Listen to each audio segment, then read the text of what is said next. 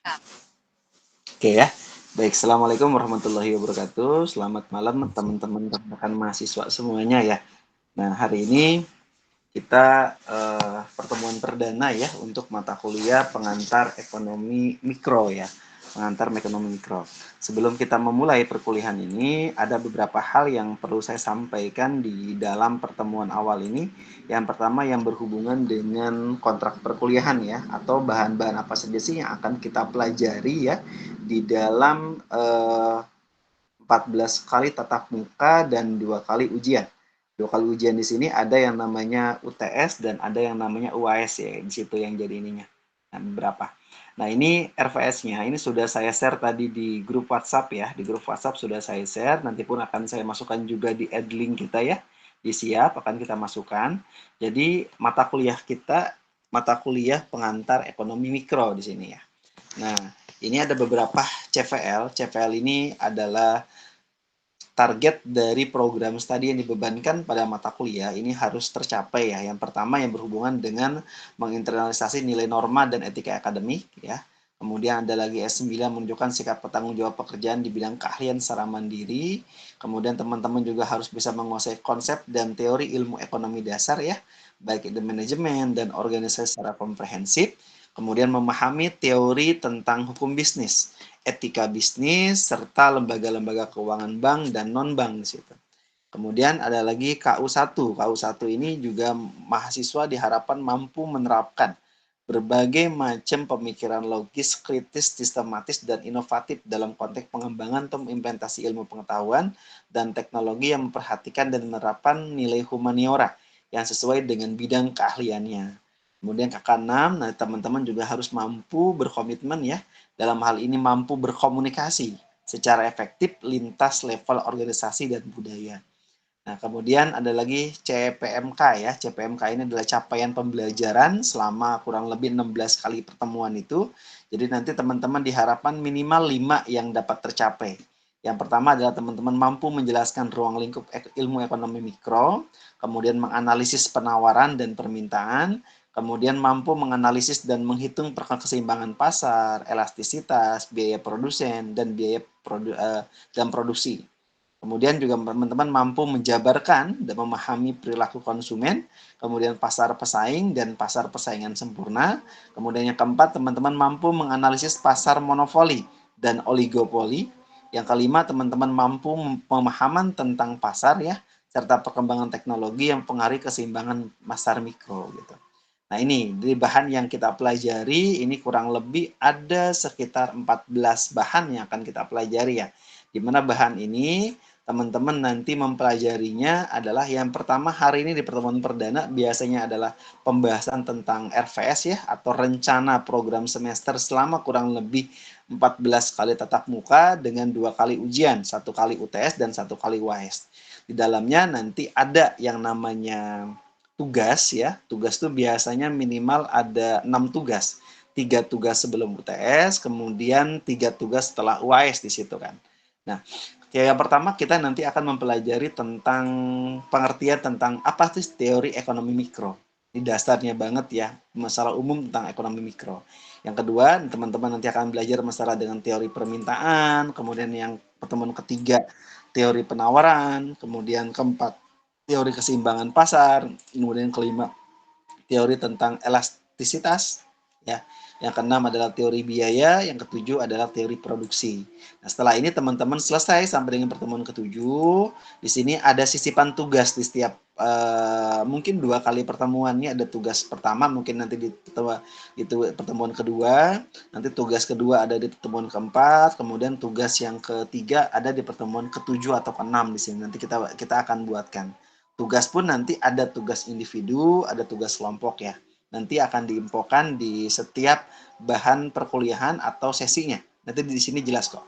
Kemudian setelah itu teman-teman UTS. UTS itu teman-teman nanti soal-soal yang akan diujikan adalah teori yang diujikan adalah mulai dari pertemuan pertama sampai pertemuan ketujuh ini. Bahannya ini. Kemudian lanjut setelah UTS, di minggu berikutnya teman-teman nanti belajar kembali tentang masalah perilaku konsumen, yang ke-10 nanti belajar tentang masalah pasar persaingan, yang ke-11 pasar persaingan sempurna, yang ke-12 pasar persaingan monopoli, yang ke-13 pasar persaingan oligopoli, yang ke-14 teori pasar produksi, kemudian ke-15 adalah teori eksternalitas. Nah, nanti di sini setelah sampai dengan ke-16 UAS, UAS itu bahannya cuma dari sini. Dan bahan mulai dari teori yang namanya perilaku konsumen ini sampai dengan teori eksternalitas. Jadi bahannya ini adalah bahan untuk UAS dari pertemuan 9 sampai dengan 15, bahan untuk UTS dari pertemuan pertama sampai pertemuan ke-7 bahannya. Ini sumber pustaka yang harus teman-teman bisa download ya, atau mungkin apa nanti saya kasih dalam bentuk link ya bahan-bahan ini gitu. Nah, kemudian berikutnya berhubungan dengan eh, setiap pertemuan nanti di sini ada ya, ada bentuknya, ada indikator apa segala macam, teman-teman nanti bisa nanti saya kasih dalam bentuk ini ya, teman-teman nanti tinggal baca sendiri nanti di sini. Nah, jadi pertemuan hari ini kita akan membahas tentang bagaimana sih teori dengan lingkup ekonomi mikro, yang dimana di dalamnya diharapkan teman-teman nanti setelah mempelajari di pertemuan pertama ini, teman-teman mampu menjelaskan ruang lingkup ilmu ekonomi mikro, kemudian mendefinisikan dan perkembangan masalah ekonomi mikro, kemudian mendiskusikan masalah pokok perekonomian itu seperti apa. Ini pertemuan yang pertama. Dalam perkuliahannya biasanya kita ada dua hal ya, ada sinkronus dan asinkronus. Apa bedanya? Kalau sinkronus berarti kita adalah pertemuan dengan menggunakan daring ini, kemudian dalam jaringan ya. Nah, kemudian kalau misalnya asinkronus biasanya nanti kita juga ada yang namanya edling. Edling itu bahan dan semua perkuliahan mulai dari absensi kehadiran, mulai dari tugas, mulai dari pengumpulan tugas, nah, semuanya ada semua di edling itu. Nanti mungkin teman-teman yang baru nanti akan dapat sosialisasi ya dari kampus, dari dalam hal ini fakultas ya. Nanti bagaimana penggunaan edling dan dalam penggunaan siap yang gimana. Nanti teman-teman juga bisa belajar ke teman-teman yang sudah ada di semester pertama kemarin ya. Nanti teman-teman bisa berdiskusi dengan teman-teman yang lainnya. Kemudian pertemuan kedua kita akan membahas tentang teori permintaan. Yang kedua. Pertemuan ketiga kita akan membahas tentang teori penawaran ya. Kemudian pertemuan keempat akan membahas tentang teori pasar, teori keseimbangan pasar. Pertemuan kelima kita akan membahas tentang teori elastisitas. Yang keenam kita akan membahas tentang teori tentang biaya ya. Yang ketujuh adalah teori produksi. Setelah itu teman-teman UTS. Nanti di sini biasanya juga saya ada beberapa tugas ya. Tugas juga teman-teman nanti bisa juga tugasnya presentasi dari kelompok gitu. Kemudian pertemuan ke-9 kita membahas tentang masalah teori perilaku konsumen. Pertemuan 10 membahas tentang teori tentang pasar persaingan ya. Kemudian pertemuan 11 membahas tentang pasar teori persaingan sempurna.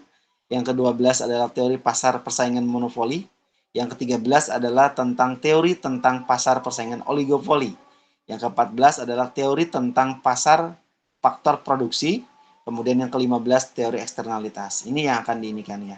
Ini bahannya nanti akan saya taruh di adlink, di WhatsApp juga yang sudah bergabung teman-teman bisa ambil, bisa download untuk RVS-nya di ekonomi mikro ini. Nah, ini ya yang akan kita inikan ya, pelajari.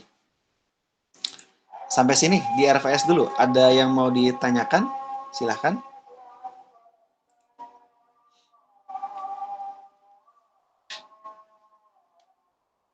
Kalau tidak ada, kita sambil nunggu ajan dulu ya.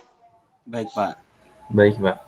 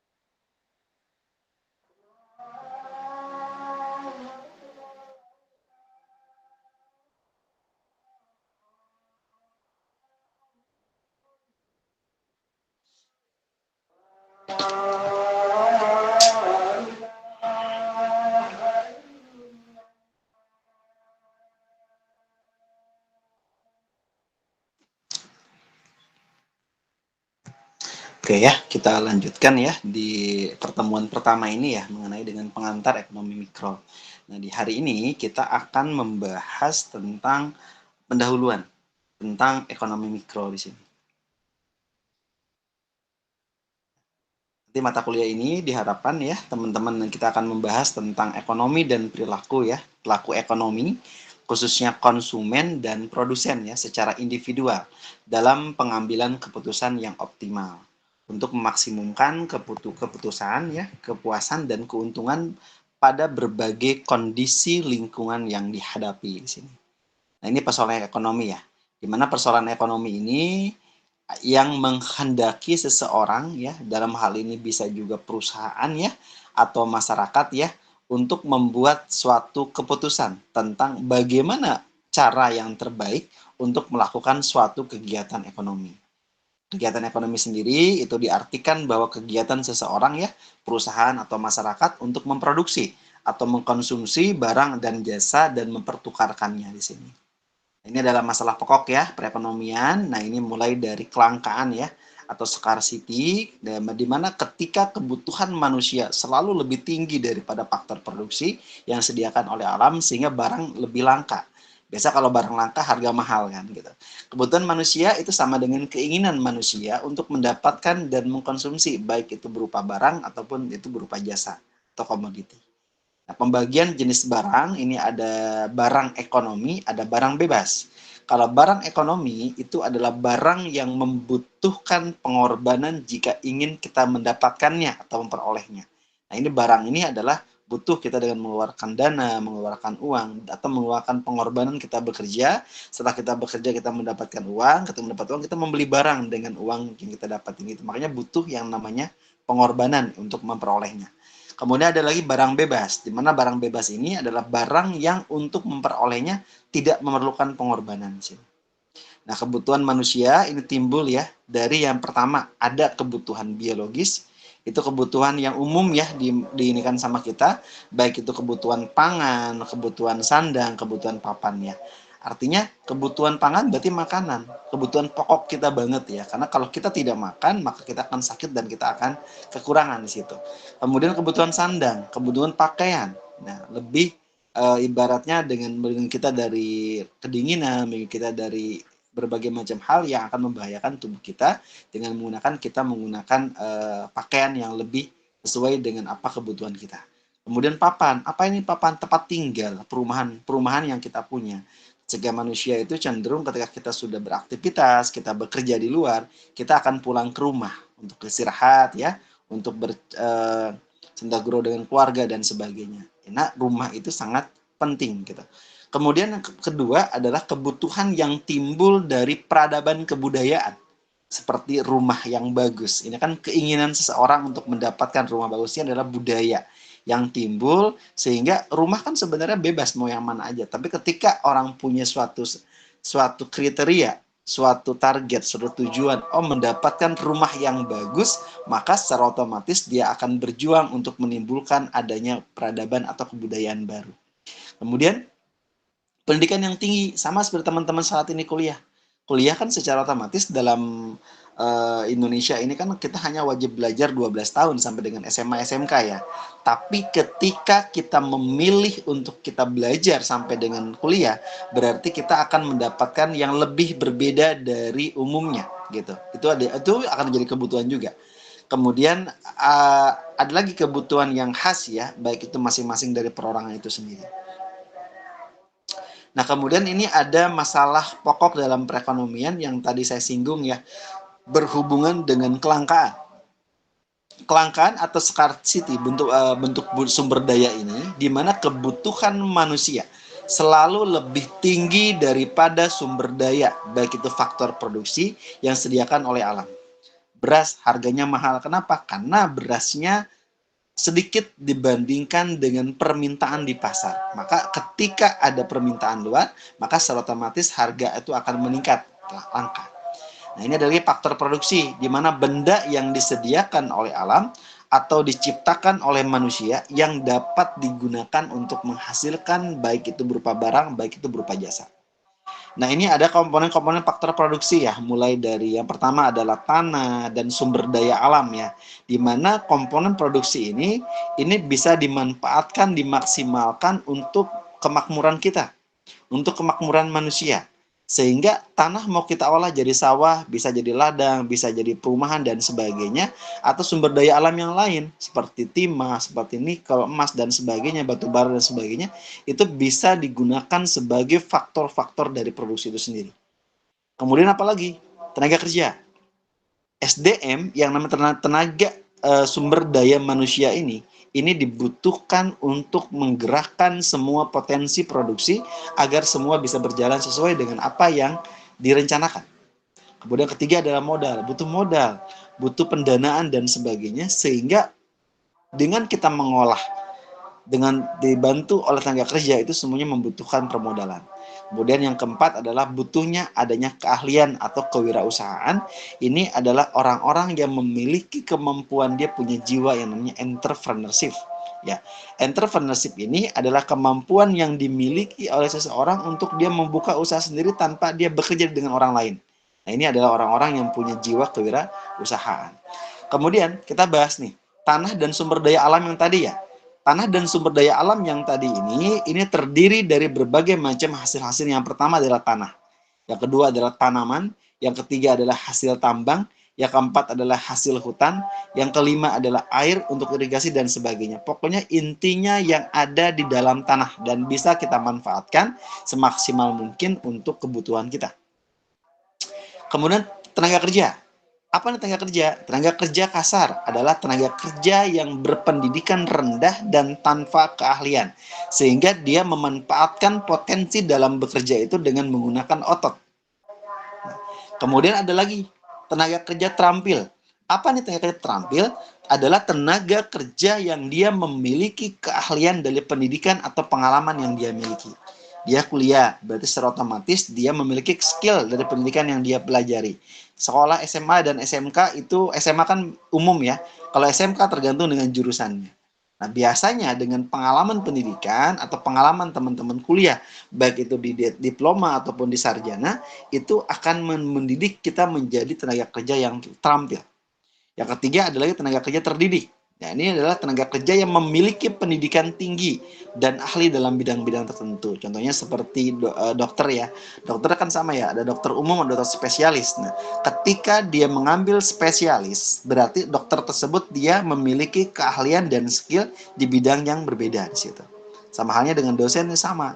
Dosen kan keahliannya beda-beda. Dosen yang dia kuliah ngambil manajemen, maka dia dikatakan ahli dalam bidang manajemen.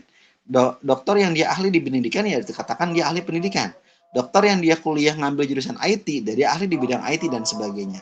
Sehingga tenaga kerja terdidik ini adalah tenaga kerja yang dilatih sedemikian rupa sehingga dia memiliki pendidikan yang lebih tinggi dibandingkan tenaga kerja yang terampil. Kemudian modal. Modal ini juga sama nih, ada modal tetap, ada modal tidak tetap. Modal tetap itu jelas ya, modal yang memang dibutuhkan untuk kita beroperasi di situ. Modal tidak tetap ini adalah tambahan-tambahan yang memang bersifat hal yang dibutuhkan di dalam penambahan modal untuk bisa mendorong sumber dayanya bekerja sesuai dengan apa yang diharapkan. Modal juga sama nih, bisa dari modal sendiri ya, atau modal dari luar, atau pinjaman, atau joint venture, kerjasama dan sebagainya. Ada juga modal yang berawal dari investasi awal, bisa, atau modal yang operasional, modal yang digunakan untuk bergerakan suatu usaha itu. Nah ini ya, ini adalah konsep ilmu ekonomi, di mana ilmu ekonomi ini ada namanya ekonomi deskriptif, ada ekonomi terawang. Nah, ilmu ekonomi diturunkan menjadi adanya teori ekonomi. Teori ekonomi ini di dalamnya ada yang namanya teori mikro, atau dikenal dengan nama teori harga, ada teori makro, ini adalah teori pendapatan nasional. Berbicara mikro, kecil, lingkupnya hanya sekedar harga. Tapi berbicara makro, kita akan berpikirnya itu setara dengan pendapatan nasional. Berarti berpikirnya kalau ekonomi makro, berpikirnya nasional, berpikirnya kebijakan pemerintah, berpikirnya Indonesia, berpikirnya itu hal yang memang bersifat yang mempengaruhi perubahan harga, tidak hanya dipengaruhi oleh pasar, tapi juga dipengaruhi oleh kebijakan pemerintah dan sebagainya. Ini adalah makro.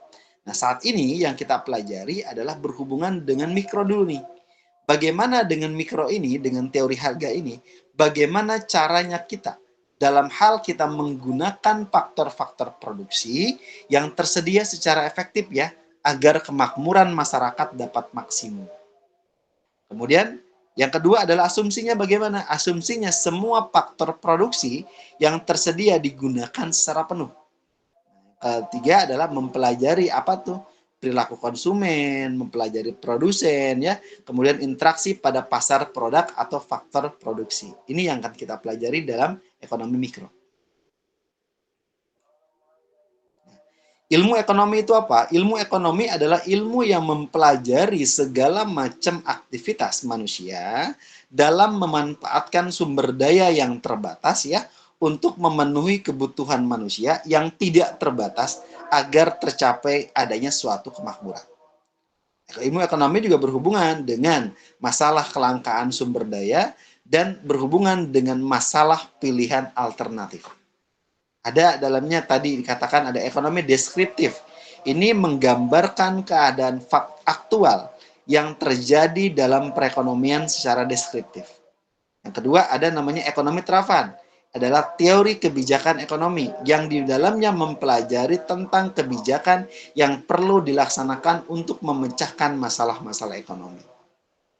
Di teori ekonomi, di dalamnya kita mempelajari aktivitas ekonomi dengan menggunakan metode-metode analisis tertentu sehingga dapat ditarik kesimpulan tentang hal-hal yang berhubungan dengan aktivitas tersebut. Pandangan-pandangan yang menggambarkan sifat hubungan yang terjadi dalam kegiatan ekonomi dan ramalan tentang peristiwa yang terjadi apabila suatu keadaan yang mempengaruhinya mengalami adanya suatu perubahan. Inilah yang kita pelajari, ada ekonomi mikro, ada namanya ekonomi makro. Tergantung mana yang lebih pengaruh di sini. Nah, ekonomi mikro disebut mikro dikatakan adalah teori harga atau price theory yang mempelajari adanya perilaku ekonomi dari setiap untuk pengambilan keputusan secara individu seperti konsumen, pemilik sumber daya, dan perusahaan dalam suatu perekonomian bebas. Kemudian ada lagi ekonomi makro, di mana ekonomi makro ini mempelajari perilaku ekonomi melalui pendekatan agregasi pada suatu wilayah atau suatu negara. Jadi lingkupnya lebih luas ya kalau makro. Kemudian ada lagi unsur-unsur penting ya dalam ekonomi. Di sini yang pertama adalah variabel, di mana variabel ini adalah suatu besaran yang nilainya dapat mengalami suatu perubahan. Kemudian ada lagi model. Model itu berupa abstraksi dari persoalan-persoalan ekonomi secara matematis yang menunjukkan hubungan atau keterkaitan antara variabel dalam ekonomi. Kemudian ada lagi asumsi, di mana asumsi ini adalah pemisalan yang digunakan untuk menjelaskan sifat-sifat kaitan di antara berbagai variabel dalam teori ekonomi. Ada lagi hipotesis. Apa itu hipotesis? Adalah kesimpulan sementara atau dugaan sementara yang menyatakan adanya keterkaitan antara variabel dalam perekonomian. Kemudian ada lagi kemampuan memprediksi, adalah validitas dari suatu model ekonomi dalam memprediksi dampak dari perubahan-perubahan variabel dalam perekonomian. Ini adalah alat analisis ya, yang digunakan dalam ilmu ekonomi, biasanya menggunakan grafik lebih mudah, digambarkan secara visual, karena dia memperlihatkan sifat, memperlihatkan perilaku, memperlihatkan hukum, memperlihatkan bentuk hubungan ya antara dua variabel atau lebih. Nah ini contohnya. Ini grafik ya, dari harga berarti dia berturun tuh antara harga dan jumlah. Semakin dia besar kuantitinya ya, otomatis dia akan mendapatkan kecil. Semakin banyak jumlahnya, ini harganya akan semakin lebih murah di sini. Ini sama nih harganya, antara input dan output sama. Nah, biasanya ini ada garis lurus, linier, ada bentuknya kurva nih. Biasa tergantung nanti grafiknya mana. Ini memudahkan kita di dalam membaca yang namanya tabel atau yang namanya grafik. Alat analisis ya dalam ilmu ekonomi lainnya menggunakan diferensial. Biasanya menggunakan aplikasi operasi matematika ya dalam merumuskan, kemudian menurunkan atau menentukan besaran nilai atau fungsi sesuai variabel berdasarkan dari determinnya. Ini adalah operasi matematika ya yang banyak digunakan adalah diferensial. Nah, ini contohnya ya. Ini menggunakan turunan nih. Ini adalah variabelnya APV sama dengan 3X min 12X kuadrat. Nah, berarti kalau berbicara turunan, berarti D APV per DX. Berarti yang diturunkan adalah X-nya terhadap X di sini. Maka ini jadi kurang kan jadinya. Jadi 3 kan. Karena dia kalau misalnya konsep turunan itu kan kalau dalam matematik itu kan adalah pangkat kalikan dengan koefisien. Nah, kemudian pangkat berkurang 1. Berarti 1 kalikan dengan 3, X1 kurang 1, X pangkat 0. Berarti ketemunya adalah 3. Kemudian dikurangi dengan 2, dikalikan dengan 12. Ya kan? Adalah kemudian X-nya berkurang 1. Jadi 24X. Ini adalah contoh dari yang namanya turunan dari aplikasi ini. Kemudian ada lagi epsilon V. Epsilon V adalah delta Y per Y per delta X per X. Sehingga dirumuskan bahwa delta Y per delta X sama dengan X per Y di sini. Ini adalah konsep dari ilmu ekonomi matematis di dalam perhitungan dalam ilmu ekonomi. Kemudian ada lagi dalam ilmu statistik nih. Gimana dalam ilmu statistik? Dalam ilmu statistik biasanya pengujian keterkaitan antara pengaruh antara yang namanya variabel ya ekonomi di situ apa. Kemudian apalagi? Kemudian berikutnya berhubungan dengan prediksi nilai suatu variabel ya dari perilaku variabel atau variabel-variabel lain yang relevan. Kemudian peramalan nilai suatu variabel berdasarkan data pada masa lampau ya. Ini penggunaan dengan menggunakan statistik di sini. Ini ya yang bisa saya sampaikan di pertemuan pertama. Silakan jika ada sharing atau pertanyaan dipersilakan.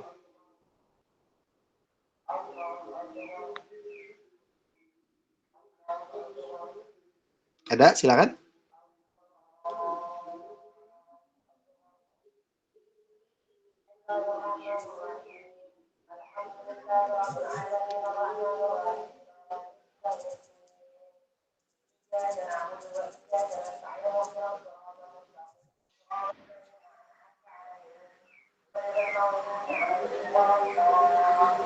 Sepertinya tidak ada, Pak.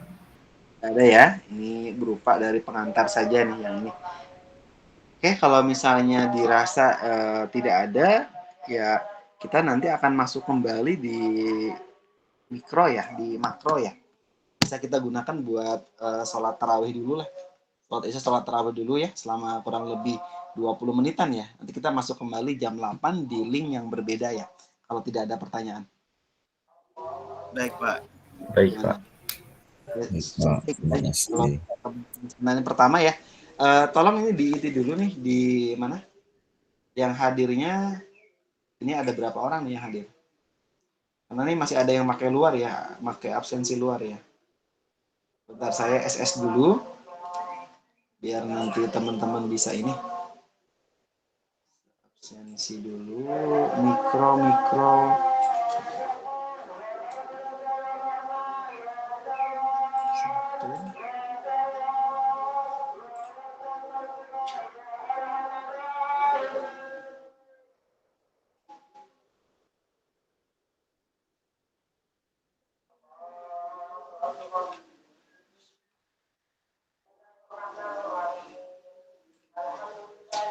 Oke, kalau tidak ada nanti absennya di ini ya, di screenshot ini hasilnya.